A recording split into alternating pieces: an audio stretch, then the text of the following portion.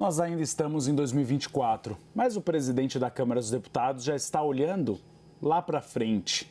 Nesta semana, Arthur Lira teve uma conversa com o ex-presidente Jair Bolsonaro, aqui na capital federal. E segundo relatos feitos a mim e a nossa âncora, Tainá Falcão, por interlocutores que presenciaram a conversa, Lira disse que se identifica com a direita, mas que tem mantido postura neutra como presidente da Casa Legislativa. Na conversa, também de acordo com relatos, Bolsonaro defendeu que os partidos de oposição devem ter uma postura mais firme contra a gestão do presidente Lula.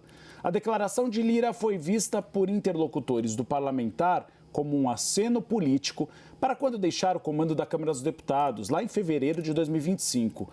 Lira pretende ser candidato ao Senado Federal em 2026 por Alagoas e tem ponderado o ônus e o bônus de se associar ao governo petista. Lira avalia que, caso se associe à gestão de esquerda, pode perder o eleitorado de direita, que elegeu, por exemplo, o atual prefeito de Maceió, JHC, do PL. Por outro lado, tem consciência de que a caneta do governo federal tem peso no processo eleitoral de Alagoas, ainda mais com a possibilidade de disputar contra o senador Renan Calheiros, do MDB, seu principal adversário político. Lula já ensaiou, em algumas conversas reservadas que eu e a Tainá Falcão apuramos, a intenção de apoiar tanto Renan como Lira. Renan, no entanto, já fez chegar ao Palácio do Planalto que não subirá no mesmo palanque do atual presidente da Câmara dos Deputados. Minha gente, e o Palácio do Planalto, é claro, observa à distância, mas com atenção, a recepção de autoridades de Brasília ao governador de São Paulo, Tarcísio de Freitas. A avaliação é de que Tarcísio aproveita um desarranjo na interlocução do governo para se posicionar junto a aliados do passado, com forte potencial para uma aliança futura. A exemplo do presidente da Câmara dos Deputados, Arthur Lira, que recentemente teria reforçado ao ex-presidente Jair Bolsonaro ser um político de direita, embora precise manter a institucionalidade do cargo que ocupa no parlamento. Para ministros de Lula, o movimento de Lira tem como origem uma disputa interna por protagonismo no PP, dirigido pelo senador Ciro Nogueira. Há uma análise de que, ao piscar para Bolsonaro, Lira demonstra ter força no campo adversário e garante o apoio que precisa para as eleições municipais deste ano. O imaginado ganho eleitoral em 2024 teria amplitude com potencial de melhorar o desempenho da direita em 2026, sobretudo no Congresso Nacional.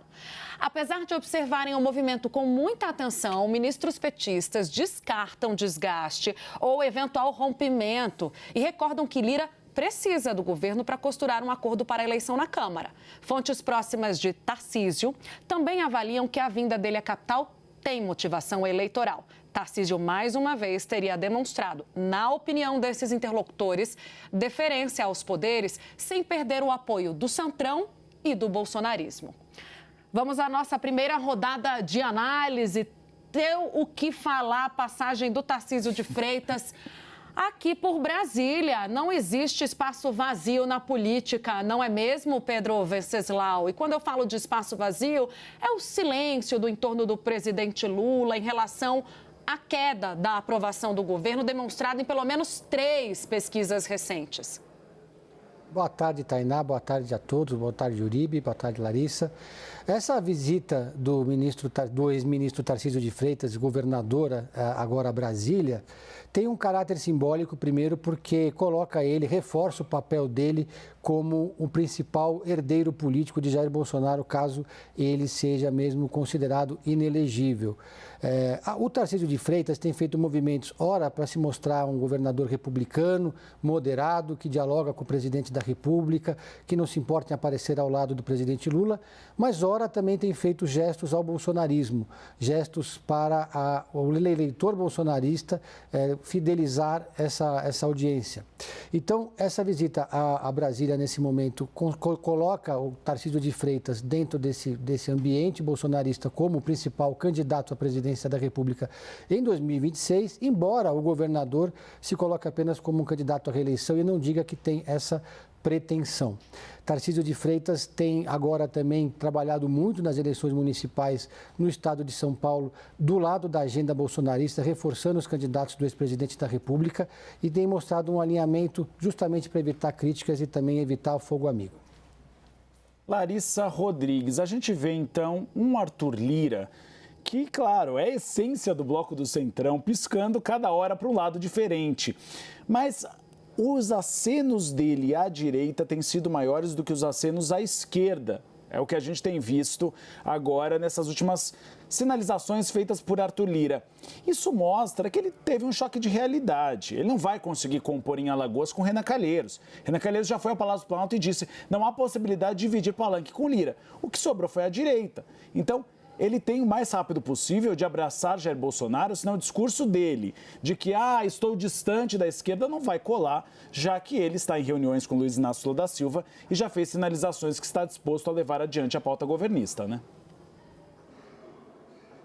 Exatamente. Boa tarde, Uribe, Tainá, Pedro, todo mundo que está com a gente. E tem um detalhe, né, que a gente escuta que a direita nunca perdoou Arthur Lira por ter sido o primeiro a reconhecer Lula enquanto presidente da República. Lá atrás teve sim, assim que saiu os resultados das urnas, Lira foi o primeiro a vir a reconhecer o resultado e dar parabéns para Lula, dizer que ia negociar, que ia governar em conjunto com o Palácio do Planalto. Só que de lá para cá, parece pouco tempo, um ano e pouco, mas para a política é muito tempo, né? A gente que acompanha o dia a dia aqui. Muita coisa aconteceu. Primeiro, Lira conseguiu se consolidar diante do governo Lula enquanto alguém que coloca as cartas em diversas negociações. Lira viu o poder de Lula indo se desfazendo, refletindo na consideração por parte do eleitorado, né, na aprovação, é a melhor palavra, do governo. Teve esse problema também com a CPI da Braskem, que daqui a pouco a gente pode falar melhor, inclusive, quando a gente vê Lira também sendo atacado por Renan Calheiros e essa sinalização de Renan Calheiros de que não vai compor nem hoje nem nunca com seu grande adversário local no estado de Alagoas. E aí a gente lembra que se para a política um ano é muito, para uma eleição é pouco. Ano que vem tem sim as eleições para a presidência da Câmara. E essa sinalização vai além das eleições municipais. Lira tem dito que quer muito deixar, né, o seu legado enquanto presidente da Câmara e quer colocar, sim, o seu nome, que por enquanto a gente vê no apoio seria Omar Nascimento, né, como o próximo presidente aqui da Câmara dos Deputados, aqui no Congresso Nacional, de onde eu estou. Uribe, para encerrar, é importante destacar o quanto essas falas de Lira, pensando no ano que vem, ela também tem como pano de fundo uma possibilidade que a gente já viu de sinalizações do Palácio do Planalto para o adversário que seria ali nas eleições da Câmara do ano que vem,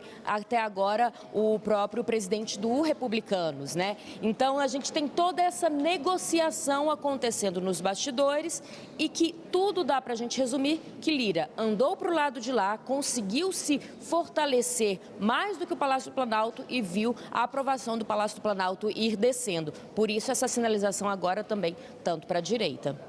É um bolero, 2 para cá, 2 para lá. E a gente vai contar exatamente como tem sido o bolero de Arthur Lira nesta semana em Brasília.